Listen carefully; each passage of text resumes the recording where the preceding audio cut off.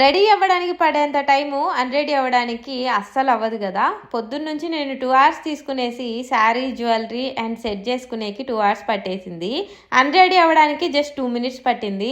చాలా తొందరగా రెడీ అయ్యే వాళ్ళకి నిజంగా జోహాలు చెప్పుకోవచ్చు. నిజమే, అమ్మాయిలు కొంచెం టైం తీసుకుంటారు, కానీ ఎంతైనా నీట్గా కనిపించడానికే కదా. చాలాసేపు కష్టపడ్డానేమో, బుజ్జి పొట్టకి చాలా ఆకలేసింది. ఇంట్లో ఏం చేశారా అని చూడడానికి వెళ్తున్నాను. అంతకంటే ముందు అన్రెడీ అవుదామని చెప్పేసి మొత్తం జ్యువెలరీ అంతా తీసేసి నార్మల్గా అయితే రెడీ అయిపోయాను. ఇక్కడ మా చెల్లెలు అయితే వేడివేడిగా పప్పు చేస్తుంది.